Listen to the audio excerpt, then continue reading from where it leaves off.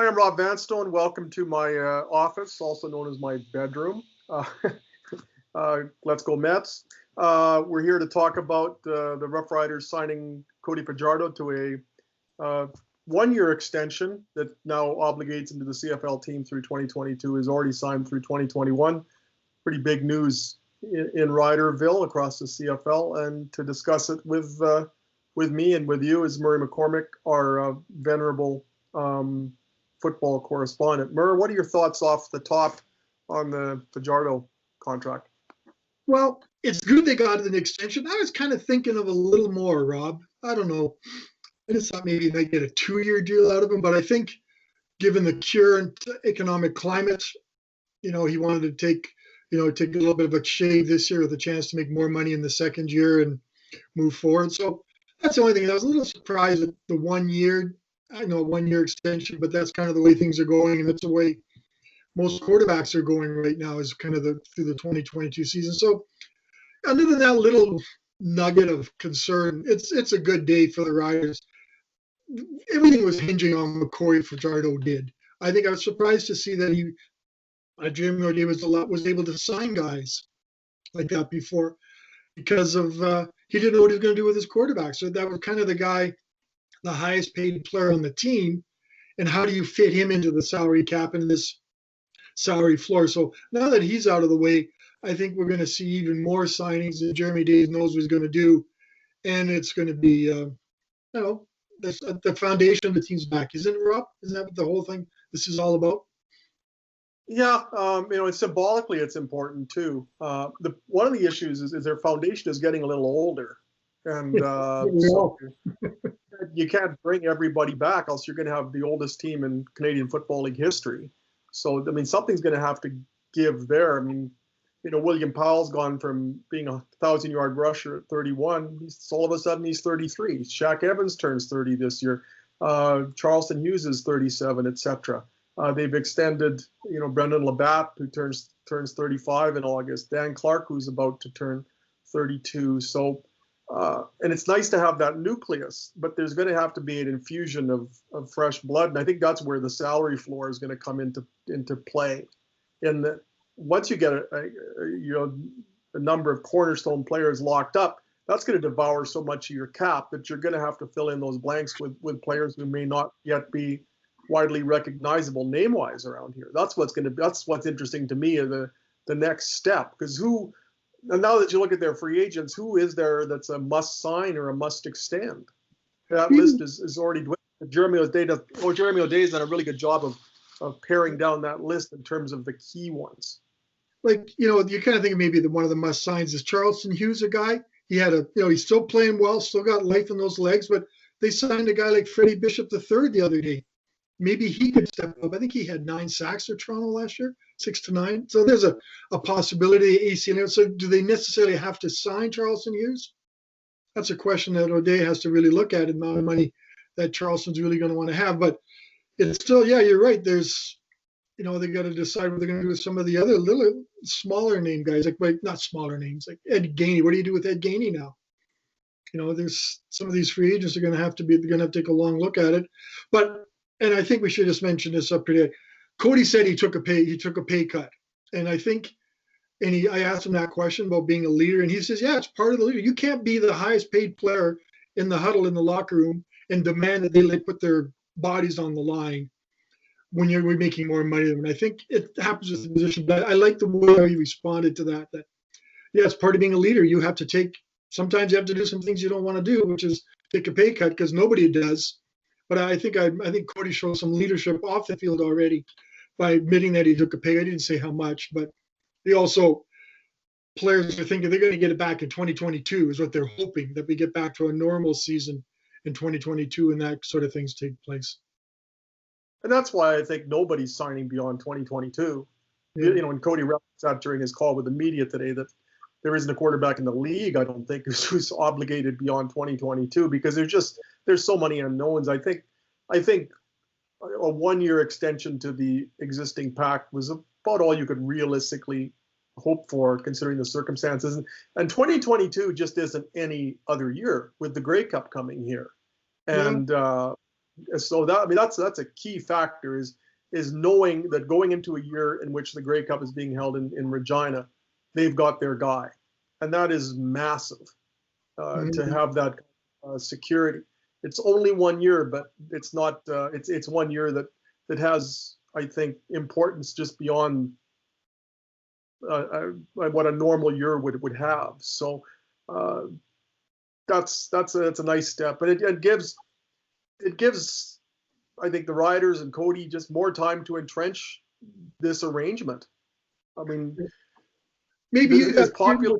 He's only played for 1 year, so now they can see, okay, what does the future hold, and two more seasons of what length we don't yet know, but hopefully there's 2 more seasons. Yeah.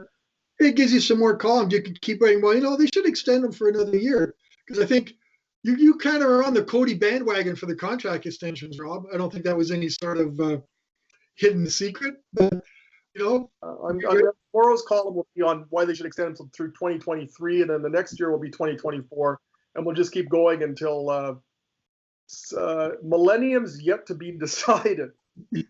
I know, and people may see the video later. It was so much fun dealing with Cody today, and I know we're supposed to be biased and unbiased and stuff, but he was just so excited and so much fun to just talk football. Like, we've been so busy talking COVID, and it was nice to just sort of talk football, wasn't it, Rob? Wasn't that kind of nice to, I don't think you brought up COVID, of course you do, because that's life, but I think it was just I do not ask COVID questions. It was a refreshing break from the COVID grind and the politicians and the Trumpisms and everything else, to just kind of be normal for a little while and maybe write a story that doesn't have COVID in the lead, which kind of feature COVID. But, can we credit the Riders for turning a regular old Tuesday into a little better day, a little more excitement, a little lighter step around here, as we know that we're going to have Cody Fajardo around they know they're going to have Cody Fajardo for at least 2022. What do you anticipate beyond that? I mean, there's always, I look around and I see some of the quarterbacks who are not only on NFL rosters, but seeing playing time. Chris Streveler got playing time. There's no comparison between Chris Streveler and Cody Fajardo as far as CFL quarterbacks. And I was a little surprised I wouldn't have blamed Cody for keeping his options open, thinking, okay, I'm going to see how I do this year. There was NFL interest, or at least there were signs that the NFL was interested before he signed his extension in October of 2019. So, with that in mind, with the fact that he turns 30 in 2022, I thought, okay, maybe he's going to take one more crack at this, and who can blame him, considering the quarterbacking landscape south of the border? With Colt McCoy, all these quarterbacks, you don't even understand why they're on rosters sometimes. If you watch the Eagles game on Sunday night, that certainly affirmed that. So that was one of the things I took out of it, was that, boy, that's quite the step. It's only a 1 year extension, but that 1 year is a year in which he turns 30, and the clock ticks pretty quickly for a football player. Yeah, I think he really likes it here, though, Rob. We know that. Like, that's sincere. He loves Saskatchewan. Like, he talked about his contract extension before. He looked forward to come here 3 or 4 times during the off season and rubbing shoulders with the fans and stuff. He's very vocal, very, very noticeable on social media. So sometimes, the grass isn't always greener. Well, it's a lot greener in the NFL if you go there in terms of money. But I think sometimes the grass isn't always green on the other side, and maybe settling in here for a couple of years with the Rough Riders will be something that Cody can really enjoy and takes the pressure off him. 30 isn't that old, but I do agree with you. There's some bad quarterbacks in the NFL right now. And I know Chris Streveler got his chance, and he threw a really bad pass against the Cardinals. And then that Sutterfield, I think his name is, it Sutterfield? Yeah. He was horrible. And there's even the Steelers have Mason Rudolph, who isn't exactly lighting them up all the time. So there are openings down there in the NFL, but boy, if you like it in Saskatchewan, you make enough money to be comfortable, it's not a bad place to earn a living, isn't it? No, and I think one of the factors too, and it didn't come up during the call today, but what are the possibilities for Cody Fajardo outside of football in terms of revenue, considering how popular he is? He would seem to me to be a magnet for public appearances, sponsorships, endorsements, etc. And I'm not sure that'd be possible anywhere else. At least if he were to go elsewhere in the CFL, he'd sure be a big deal. But pretty much everywhere else you go in the CFL, it's an NHL market. and the fourth line winger on the Senators is probably going to get more endorsements than the first string quarterback on the Red Blacks. So I think that's a factor. And if you go to the NFL and you're starting over again, and the potential money is pretty good, but it's more of a sure thing if you're looking at the CFL in terms of what the possibilities are, and the name that he established so quickly. I can only imagine where it will grow or how it will grow in the years ahead if he's able to build on the momentum that was established many years ago back in 2019. Well, maybe you can jump on the bandwagon as marketing person, Rob. You seem is he better than Hemi Burris? I don't know. Hemi Burris was always your favorite. Always will be one of your favorites. But there's a lot of similarities between them in terms of their personalities, the way they just throw themselves into the community, and how great they are with the fans. Henry got a bad rap, obviously, later on, given his departure here or from here in 2005. But what Cody did in 2019 wasn't entirely dissimilar from what Henry did in 2000 when he came here and threw 30 touchdown passes and pretty much owned the city. We never got to see Henry Burris 2001, whether you could build on that. And we never got to see a full season of Henry Burris again, most of one in 2004. Now there's the promise with Cody Fajardo of seeing what he can do over 2 years, over 3 years, potentially over a career. And that could be that could be Durant-like. Yeah, I think we're going to give a little credit to Jeremy O'Day, what he's been able to do with this team's working to the salary cap floor of $4.75 million. He's managed to get Shaq Evans re-signed. He's got Brendan Labatt re-signed. He's got Dan Clark re-signed. I'm trying to think of others off the top of my head. Rob, help me out here. Powell signed, so that's Powell re-signed. They get a backup quarterback in Mason Fink, another guy who's got some potential. So it's kind of neat that he's re-signing guys, but he also, in the quarterback position, he took a chance on a kid, that Mason Fink guy, who may have a fine. F-I-N-E. Oh, what did I say? Fine. Oh, sorry, Mason. Finn. Fine. Who knows? He has amazing numbers in college, but as Jeremy O'Day said today, lots of guys have amazing numbers in college, including Cody Fajardo. So it's good to see that despite the economic challenges, O'Day's still moving ahead, and there's going to be a football team on the field. When that happens, who knows? But there will be some football players on the field at Mosaic Stadium someday in hopefully 2021. In the meantime, let's go skating there.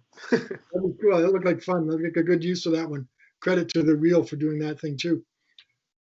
Great. Well, I guess we should sign off so that we can both write. We've got deadlines encroaching. So, Mur, it's good to see you from about 6 kilometers away, and Happy New Year to you, and Happy New Year to everybody out there who's kind of taking the time to watch us and listen to us today. Let's all celebrate Happy Rider Rumblings of 2021. What a start. Let's keep it more. First one. Yeah, first one. And there's 100 pounds less than me from the first Rider Rumblings of 2020. So I fit into the screen a little bit easier now. So sure do. Keep it up, buddy. Great. Thanks, Mur. Thanks, everybody. We'll talk to you soon as the circumstances dictate. Happy New Year, and thanks for your time today. Take care.